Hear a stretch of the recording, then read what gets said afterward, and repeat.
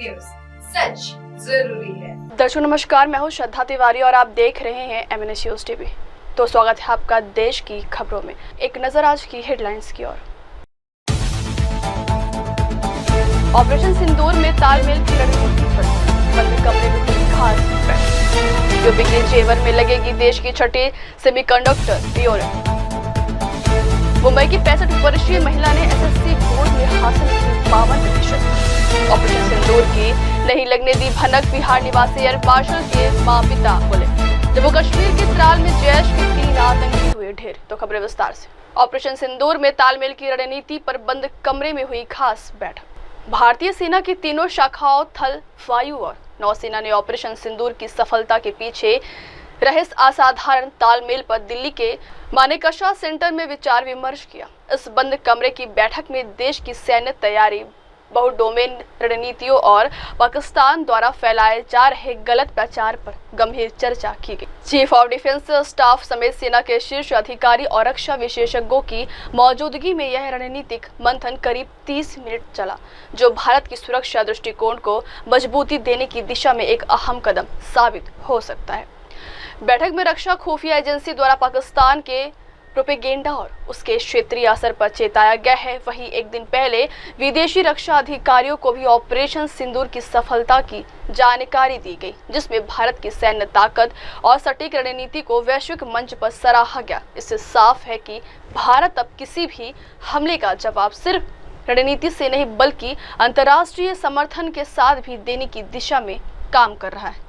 बैठक में पूर्व सैनिकों और थिंक टैंक के प्रतिनिधियों के साथ सेना के अधिकारियों ने चर्चा की। कैसे ऑपरेशन सिंदूर के दौरान तीनों सेनाओं ने एकजुट होकर अभियान को सफल बनाया। यह बहुडोमेन ऑपरेशन भारत के सैन्य दृष्टिकोण को आधुनिकता और तेज प्रतिक्रिया की दिशा में ले जाता है।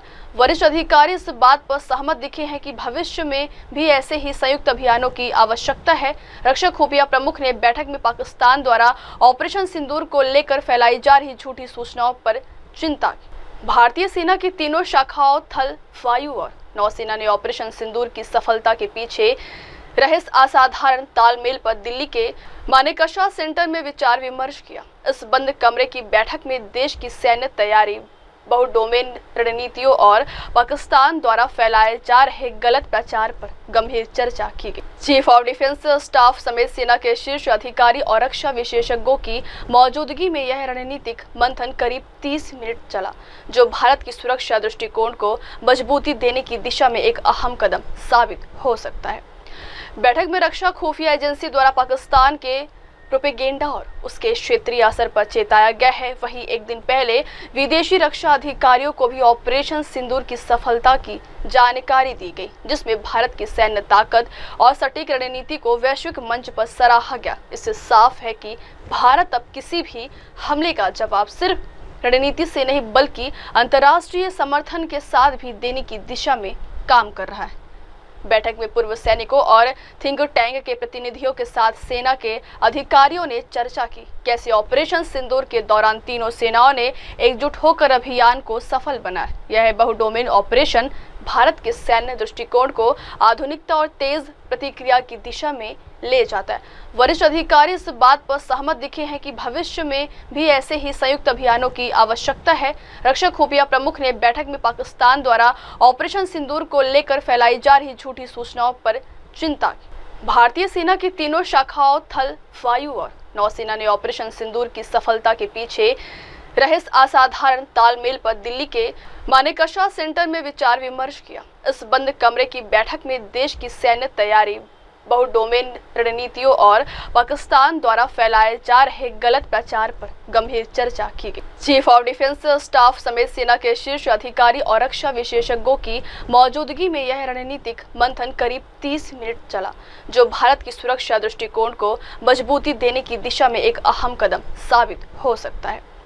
बैठक में रक्षा खुफिया एजेंसी द्वारा पाकिस्तान के प्रोपेगेंडा और उसके क्षेत्रीय असर पर चेताया गया है। वहीं एक दिन पहले विदेशी रक्षा अधिकारियों को भी ऑपरेशन सिंदूर की सफलता की जानकारी दी गई, जिसमें भारत की सैन्य ताकत और सटीक रणनीति को वैश्विक मंच पर सराहा गया। इससे साफ है कि भारत अब किसी भी हमले का जवाब सिर्फ रणनीति से नहीं बल्कि अंतर्राष्ट्रीय समर्थन के साथ भी देने की दिशा में काम कर रहा है। बैठक में पूर्व सैनिकों और थिंक टैंक के प्रतिनिधियों के साथ सेना के अधिकारियों ने चर्चा की। कैसे ऑपरेशन सिंदूर के दौरान तीनों सेनाओं ने एकजुट होकर अभियान को सफल बनाया। यह बहुडोमेन ऑपरेशन भारत के सैन्य दृष्टिकोण को आधुनिकता और तेज प्रतिक्रिया की दिशा में ले जाता है। वरिष्ठ अधिकारी इस बात पर सहमत दिखे हैं कि भविष्य में भी ऐसे ही संयुक्त अभियानों की आवश्यकता है। रक्षा खुफिया प्रमुख ने बैठक में पाकिस्तान द्वारा ऑपरेशन सिंदूर को लेकर फैलाई जा रही झूठी सूचनाओं पर चिंता की। अगली खबर, यूपी के जेवर में लगेगी देश की छठी सेमीकंडक्टर यूनिट। मोदी सरकार ने बुधवार को सेमीकंडक्टर यूनिट को मंजूरी दे दी है। देश की छठी सेमीकंडक्टर यूनिट उत्तर प्रदेश के जेवर में लगेगी। सेमीकंडक्टर यूनिट में 3706 करोड़ रुपए का निवेश होगा। 3.6 करोड़ चिप हर महीने बनाई जाएगी। केंद्रीय मंत्री अश्विनी वैष्णव ने इसकी जानकारी दी है। उन्होंने कहा है कि विज्ञान और तकनीकी पर सरकार का जोर है। सेमीकंडक्टर यूनिट से करीब 2000 लोगों को रोजगार मिलेगा। अश्विनी वैष्णव ने कहा है कि HCL और फॉक्सकॉन का संयुक्त उपक्रम है। यह छठा सेमीकंडक्टर यूनिट 2027 तक प्रोडक्शन शुरू कर देगा। पहला स्वदेशी चिप 2025 से मिलने लगा देगा। उन्होंने कहा है कि अपने टेक्नोलॉजी का उपयोग ऑपरेशन सिंदूर में भी देखा। इसी कड़ी में ऐसे कदम मोदी सरकार द्वारा लिए जा रहे हैं। इससे भारत को ताकत मिलती है। अश्विनी वैष्णव ने कहा है कि ऑपरेशन सिंदूर भारत की पहचान, हमारे सशस्त्र बलों की भूमिका और जो निर्णायक नेतृत्व रहा है और जो नया सिद्धांत बना है उसका एक बहुत ही महत्वपूर्ण उदाहरण है। यह वास्तव में देश के लिए एक प्रशंसनीय बात है। उन्होंने कहा है कि शुरू से पीएम मोदी ने इकोसिस्टम पर फोकस करने को कहा था, पर उस पर फोकस हो रहा था। मोदी सरकार ने बुधवार को सेमीकंडक्टर यूनिट को मंजूरी दे दी है। देश की छठी सेमीकंडक्टर यूनिट उत्तर प्रदेश के जेवर में लगेगी। सेमीकंडक्टर यूनिट में 3706 करोड़ रुपए का निवेश होगा। 3.6 करोड़ चिप हर महीने बनाई जाएगी। केंद्रीय मंत्री अश्विनी वैष्णव ने इसकी जानकारी दी है। उन्होंने कहा है कि विज्ञान और तकनीकी पर सरकार का जोर है। सेमीकंडक्टर यूनिट से करीब 2000 लोगों को रोजगार मिलेगा।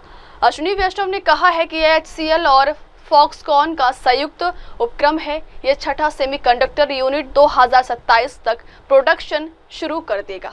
पहला स्वदेशी चिप 2025 से मिलने लगा देगा। उन्होंने कहा है कि अपने टेक्नोलॉजी का उपयोग ऑपरेशन सिंदूर में भी देखा। इसी कड़ी में ऐसे कदम मोदी सरकार द्वारा लिए जा रहे हैं। इससे भारत को ताकत मिलती है।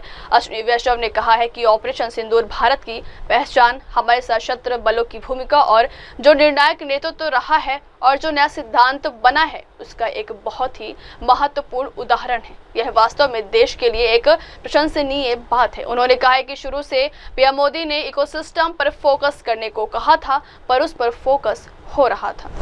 मोदी सरकार ने बुधवार को सेमीकंडक्टर यूनिट को मंजूरी दे दी है। देश की छठी सेमीकंडक्टर यूनिट उत्तर प्रदेश के जेवर में लगेगी। सेमीकंडक्टर यूनिट में 3706 करोड़ रुपए का निवेश होगा। 3.6 करोड़ चिप हर महीने बनाई जाएगी। केंद्रीय मंत्री अश्विनी वैष्णव ने इसकी जानकारी दी है। उन्होंने कहा है कि विज्ञान और तकनीकी पर सरकार का जोर है। सेमीकंडक्टर यूनिट से करीब 2000 लोगों को रोजगार मिलेगा। अश्विनी वैष्णव ने कहा है कि HCL और फॉक्सकॉन का संयुक्त उपक्रम है। यह छठा सेमीकंडक्टर यूनिट 2027 तक प्रोडक्शन शुरू कर देगा। पहला स्वदेशी चिप 2025 से मिलने लगा देगा। उन्होंने कहा है कि अपने टेक्नोलॉजी का उपयोग ऑपरेशन सिंदूर में भी देखा। इसी कड़ी में ऐसे कदम मोदी सरकार द्वारा लिए जा रहे हैं। इससे भारत को ताकत मिलती है। अश्विनी वैष्णव ने कहा है कि ऑपरेशन सिंदूर भारत की पहचान, हमारे सशस्त्र बलों की भूमिका और जो निर्णायक नेतृत्व रहा है और जो नया सिद्धांत बना है उसका एक बहुत ही महत्वपूर्ण उदाहरण है। यह वास्तव में देश के लिए एक प्रशंसनीय बात है। उन्होंने कहा है कि शुरू से पीएम मोदी ने इकोसिस्टम पर फोकस करने को कहा था, पर उस पर फोकस हो रहा था। जो भारत का छठा सेमीकंडक्टर यूनिट बनेगा वो जेवर उत्तर प्रदेश में बन रहा है, उसको अप्रूव किया है। आप सब जानते हो कि अब तक 5 सेमीकंडक्टर की यूनिट्स इंडिया सेमीकंडक्टर मिशन के तहत अप्रूव होने के बाद में बहुत तेजी से उसमें कंस्ट्रक्शन चल रहा है उन 5 में, और एक का प्रोडक्शन इस वर्ष 2025 से स्टार्ट हो जाएगा। उसी कड़ी में एक और बहुत ही एडवांस्ड यूनिट है जो कि HCL आप जानते हैं, हिंदुस्तान कंप्यूटर्स लिमिटेड, जो बहुत लंबे टाइम से भारत की एक हार्डवेयर में बड़ी कंपनी रही है। पीसी, लैपटॉप, कई चीज़ें इनकी मैन्युफैक्चरर कई वर्षों तक रही और आज भी है। वो और फॉक्सकॉन जो दुनिया का सबसे बड़ा इलेक्ट्रॉनिक्स मैन्युफैक्चरर है, उन दोनों का जॉइंट वेंचर है ये। उन दोनों का जॉइंट वेंचर है। इस जॉइंट वेंचर में this joint venture will manufacture display driver chips, यानी कोई भी डिस्प्ले हो। फॉर एग्जांपल, आपके सामने ये एक लैपटॉप है, लैपटॉप का डिस्प्ले यानी उसकी स्क्रीन है। उस स्क्रीन का जो ड्राइवर होता है, उस स्क्रीन को ड्राइव करने वाला, यानी उस स्क्रीन में क्या दिखेगा, किस पॉइंट पे क्या दिखेगा, कौन सा पिक्सल अप होना चाहिए, कौन सा पिक्सल डाउन होना चाहिए, किसमें कितनी इंटेंसिटी होनी चाहिए, उसके लिए एक ड्राइवर यूनिट होता है पीछे। तो डिस्प्ले को ड्राइव करने वाला जो यूनिट होता है उसको डिस्प्ले ड्राइवर बोलते हैं। तो डिस्प्ले ड्राइवर की चिप्स इस प्लांट में बनेगी और ये देश की रिक्वायरमेंट भी बहुत बड़ी है, क्योंकि देश में इलेक्ट्रॉनिक्स मैन्युफैक्चरिंग जिस तेजी के साथ बढ़ी है, अभी पिछले 10 वर्षों में 5 गुने से ज़्यादा इलेक्ट्रॉनिक्स मैन्युफैक्चरिंग हुई है, उसके चलते डिस्प्ले की डिमांड भी बढ़ती जा रही है। तो डिस्प्ले का एक कोर फंक्शन होता है डिस्प्ले के ड्राइवर की chip. So display driver chip is one of the key components in the entire display assembly. The display driver chip drives the display, makes sure that whatever has to be displayed is given in the right format to the display, so that then it can be displayed, it can be shown, it can be visualized. ये plant लगेगा, इसमें 20,000 wafer per month की capacity होगी और जो chips इससे बन के निकलेगी उसकी कैपेसिटी है 36 million chips per month, which is 3.5 crore rupees, 3.6 crore chips per month. ये रहेगा इसका 36 करोड़, आई एम सॉरी,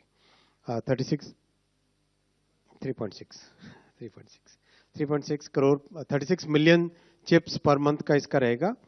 और अच्छा प्लांट है, बहुत ही एडवांस टेक्नोलॉजी। इसमें वेफर लेवल पैकेजिंग का एक टेक्नोलॉजी होता है, वो इसमें लगेगा, विच मीन्स एंटायर वेफर के साथ सबस्ट्रेट को जोड़कर कंप्लीट उसकी एडवांस्ड पैकेजिंग का।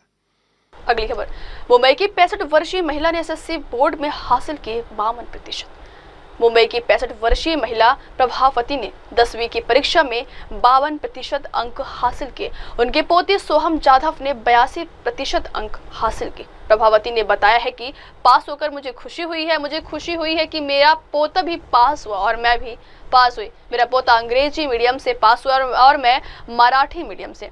जब मैं परीक्षा देने जाती थी तो लोग मुझे देखकर खुश होते थे। राज्य की 10वीं बोर्ड परीक्षा 13 मई को दोपहर 1 बजे ऑनलाइन घोषित किया गया था। इसके बाद छात्रों का जश्न शुरू हो गया और पास होने वाले छात्रों को बधाई दी जा रही है।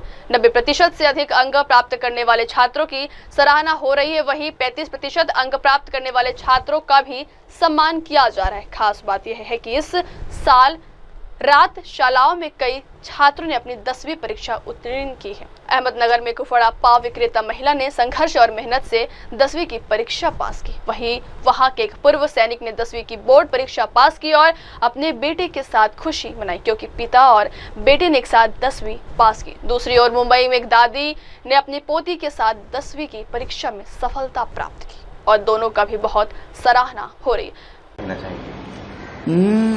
पास हुए थे, मुझे तो खुशी तो हुई, ऐसा कुछ नहीं, मगर थोड़ा ये भी क्यों आदमी नहीं तो इतना थोड़ा लगता है। और अच्छा लगा मुझे, मैं भी पास हुई, पोता भी पास हुआ, खुशी की बात है।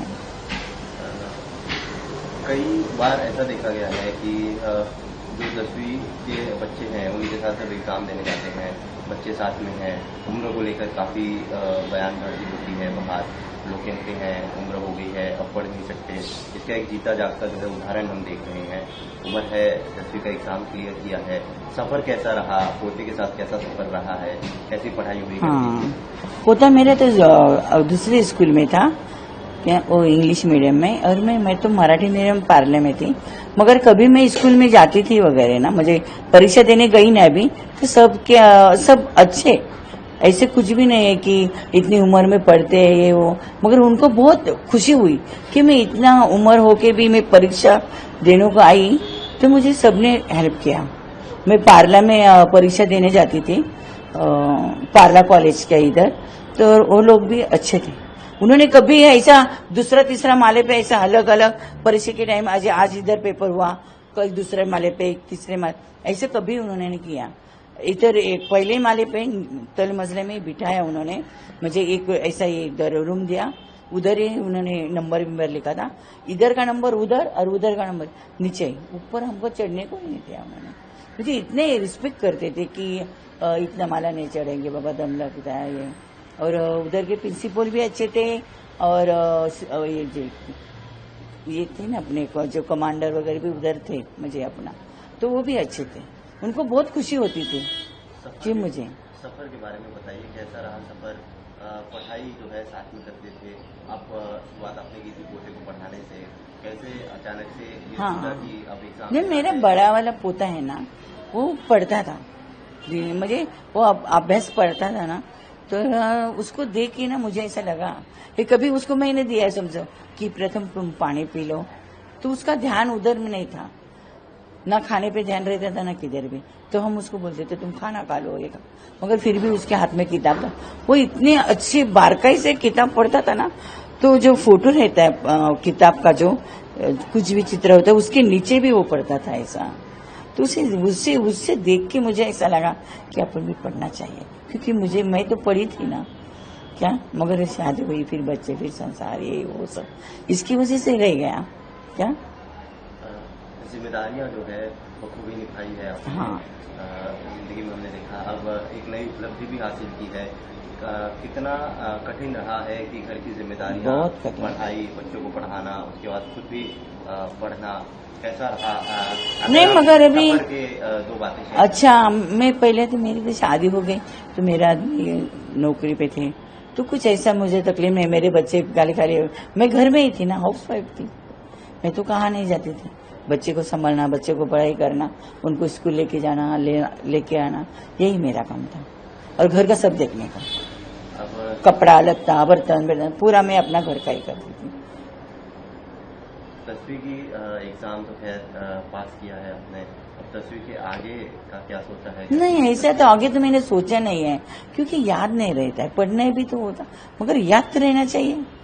बड़ी मुश्किल ब्लैंक हो जाते पेपर में जाते जाते, फिर और फिर पेपर में गई ना, तो आजू बाजू के बच्चे भी, वो तो 10वीं में रहते हैं, उनका तो अच्छा पढ़ाई रहता है और उनका माइंड भी साफ रहता है, मगर कुछ बोला ना उनको, अरे इसका ऐसा, मुझे ऐसा धीरे से भी ऐसा अपन करते जरा थोड़ा, तो फिर वो कुछ नहीं बोलते, गलत बताते हैं। जो आज की युवा पीढ़ी है, हमने देखा है कि किसी चीज से परेशान है तो गलत रास्ते पर चले जाते हैं, एग्जाम में क्लियर नहीं हो रहे हैं, या परीक्षा में अगर ध्यान नहीं लग रहा है। अभी के बच्चे तो इतने ना स्मार्ट है, बच्चे अभी के बहुत स्मार्ट है, और क्या बोलते कंपटीशन का जमाना है, बहुत अच्छे है। ऐसे तो कुछ मुझे देखा नहीं अभी तक, मगर माँ बाप ने बच्चों के ऊपर ध्यान रहना चाहिए, ये तो बराबर है एकदम। बच्चे कहाँ जाते हैं, क्या करते हैं, मोबाइल का देखते हैं, मोबाइल से पहले वो ये सब देखना चाहिए माँ बाप ने। क्या संदेशा देना चाहेंगे युवा पीढ़ी को? बस अच्छे से रहो, खुशी से रहो, बस अच्छे पढ़ो बिढ़ो और फूलो पढ़ो बस। एक चीज और पढ़ाई आपने की थी, आपके जो आपने बताया कि पोता भी पढ़ाई कर रहा था, 16 घंटा 18 घंटे की पढ़ाई, जो कि अभी सिंदूर इंजीनियरिंग में है। आपकी पढ़ाई कैसे हुई करती थी घर का? मुझे स्कूल के, मेरे स्कूल के, मैं जनता नाइट स्कूल में पढ़ी हूँ, विले पार्ले ईस्ट, तर उधर के सर है ना बहुत अच्छे थे, ठाकरे सर, सुमित सर, मांगले सर, और देवरुखकर सर, और गणित के वो कोणते सर ग बापी ते गणिताचे? हा विरेंद्र सर, आणि ते मासूमचे ते सर होते ना गणिताचे, काय ग बापी ते आता आपल्याला सकाळी फोन केला होता ना, हाँ कराटे सर है ना, वो बहुत गणित भी बहुत अच्छे सिखाते, ये सब सर है ना बहुत अच्छे सिखाते, और उन्होंने संडे के दिन भी वो क्लास लेते थे हमारा, संडे के दिन भी वो क्लास लेते थे और देर होते थे ना, वो हमको नाश्ता पानी भी देते थे। समोसा बोलो, कुछ भी बोलो, कुछ भी दे रहे थे खाने के लिए। घर से पढ़ाई की जाती थी? हाँ। उसके बाद जो है एग्जाम वगैरह है, घर में मैं पढ़ाई करती थी। जब घर वालों को पता चला, घर वाले ने किस तरीके का? नहीं, घर वाले तो ऐसा कुछ भी नहीं है। बच्चे भी अच्छे, बहू भी अच्छे, पोते भी अच्छे, सब अच्छे, कुछ ऐसा मुझे प्रॉब्लम नहीं है।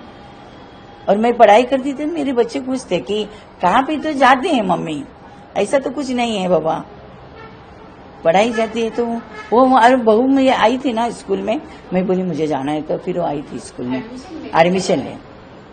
एडमिशन बड़ी बहू ने लिया था ना, मैं और वो गए थे हम।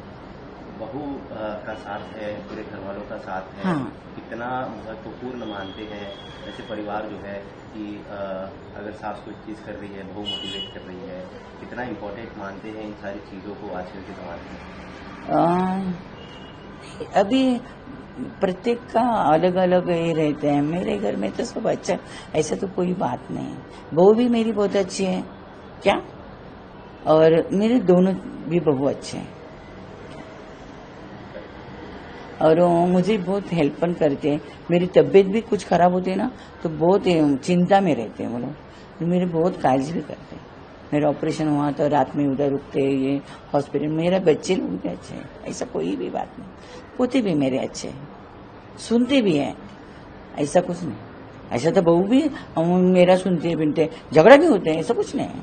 झगड़ा होते हैं तो फिर तुरंत सुलह भी हो जाती है, होता है, सबके घर में होता है, ऐसा कुछ नहीं। मगर सब अच्छे हैं, ऐसा कोई भी बात नहीं।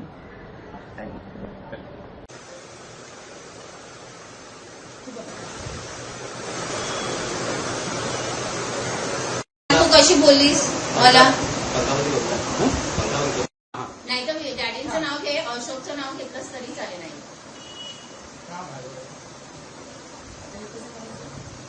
एक मिनिट. हाँ करा.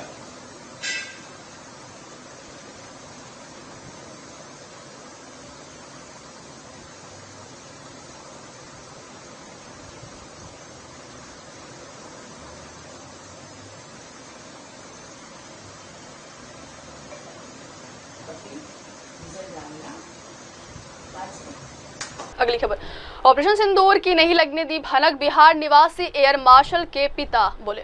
ऑपरेशन सिंदूर के तहत हुई कार्रवाई का ब्यौरा सामने रखने भारतीय वायुसेना की तरफ से एयर मार्शल अवधेश कुमार भारतीय प्रेस कॉन्फ्रेंस में हिस्सा लेते रहे। Air marshal A K. Bharati Bihar के पूर्णिया जिले के रहने वाले हैं। उनके माता पिता ने मीडिया से बातचीत में बताया है कि उनके बेटे ने किस तरह उन्हें भी सेना के एक्शन को लेकर कोई भनक तक नहीं लगने दी।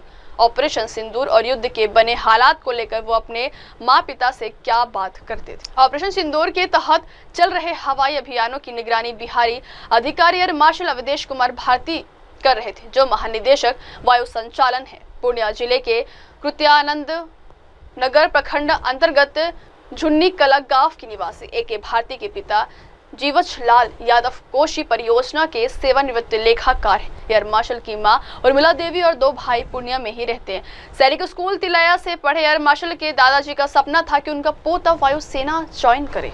Air marshal A K. भारती के पिता जीवछ लाल यादव ने कहा है कि ऑपरेशन सिंदूर के बारे में पहले कुछ पता नहीं चला, हमें अखबार में ही पढ़ने के बाद इसकी जानकारी हुई। मुझे मेरे बेटे पर गर्व है, वो गांव आने पर सबसे मिलते जुलते हैं, गांव वालों को उनका इंतजार रहता है, वो अपनी ड्यूटी से जुड़ी कोई अंदरूनी बातें शेयर नहीं करते। तो जब से मालूम हुआ है तो बहुत गर्व हो रहा है।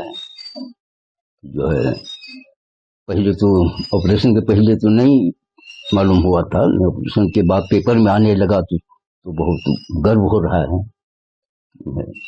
क्या कुछ कहते थे वो कि देश के लिए वो कुछ जो है जो कर रहे हैं, इसको बहुत गर्व हो रहा है। कितने दिन पहले आए थे वो यहाँ? 1 साल पहले आए थे। अच्छा अच्छा, 1 साल से ज्यादा हो गया। 1 साल से ज्यादा हो गया।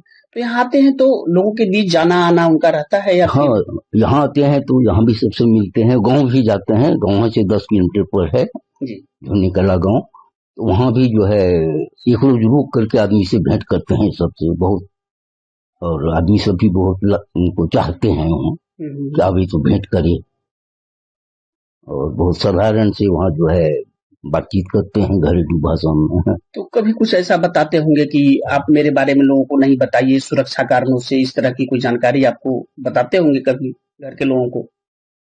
नहीं, इस तरह से तो नहीं बोलते हैं, लेकिन वो मोटा मोटी तो जो है वो बताते हैं, और अंदरूनी बात तो वो भी नहीं बताते हैं हमको। जी। अच्छा, ये अभी ऑपरेशन सिंदूर के बारे में वो बता रहे थे, कितनी खुशी हो रही थी आपको? बस बहुत खुशी हो रही है कि जो है हमारे देश का जो है नाम हो रहा है, और उसमें ऑपरेशन सिंदूर में हमारा भारत सक्सेस हुआ है, बहुत खुशी हो रही है। और उसमें जो है मेरा लड़का जो है उसका हेड रहा है, तो और खुशी हो रही है। पूर्णिया के लोगों में तो काफी उत्साह है आपके इस पराक्रम को देख के, बेटा के पराक्रम को देख के। इससे खुशी है, बहुत खुशी है। और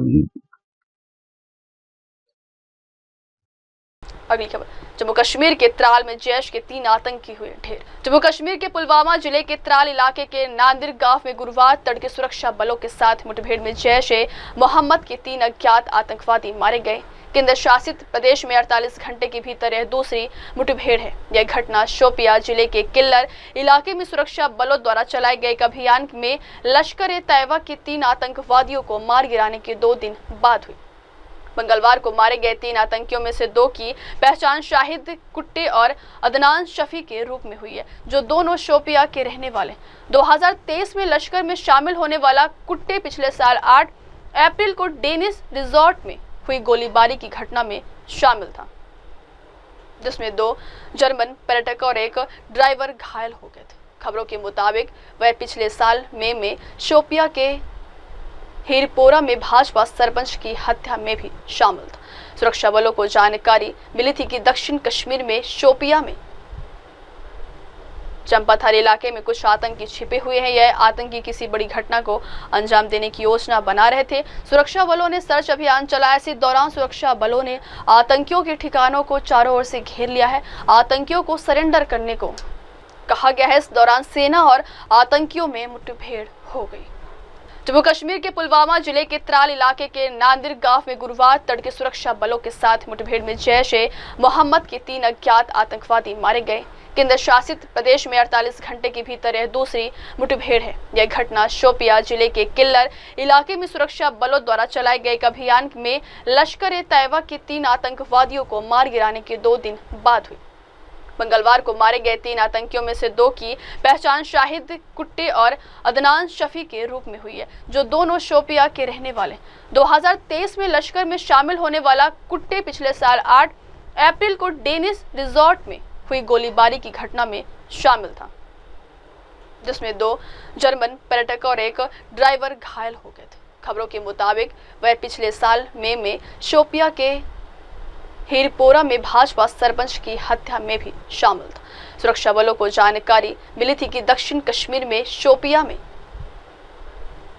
चंपाथार इलाके में कुछ आतंकी छिपे हुए हैं। यह आतंकी किसी बड़ी घटना को अंजाम देने की योजना बना रहे थे। सुरक्षा बलों ने सर्च अभियान चलाया। इसी दौरान सुरक्षा बलों ने आतंकियों के ठिकानों को चारों ओर से घेर लिया है। आतंकियों को सरेंडर करने को कहा गया है। इस दौरान सेना और आतंकियों में मुठभेड़ हो गई। जम्मू कश्मीर के पुलवामा जिले के त्राल इलाके के नांदिर गांव में गुरुवार तड़के सुरक्षा बलों के साथ मुठभेड़ में जैश ए मोहम्मद के 3 अज्ञात आतंकवादी मारे गए। केंद्र शासित प्रदेश में 48 घंटे के भीतर यह दूसरी मुठभेड़ है। यह घटना शोपिया जिले के किल्लर इलाके में सुरक्षा बलों द्वारा चलाए गए एक अभियान में लश्कर ए तैयबा के 3 आतंकवादियों को मार गिराने के 2 दिन बाद हुई। मंगलवार को मारे गए 3 आतंकियों में से 2 की पहचान शाहिद कुट्टे और अदनान शफी के रूप में हुई है, जो दोनों शोपिया के रहने वाले। 2023 में लश्कर में शामिल होने वाला कुट्टे पिछले साल 8 अप्रैल को डेनिस रिजॉर्ट में हुई गोलीबारी की घटना में शामिल था, जिसमें 2 जर्मन पर्यटक और एक ड्राइवर घायल हो गए थे। खबरों के मुताबिक वह पिछले साल मई में शोपिया के हीरपोरा में भाजपा सरपंच की हत्या में भी शामिल था। सुरक्षा बलों को जानकारी मिली थी कि दक्षिण कश्मीर में शोपिया में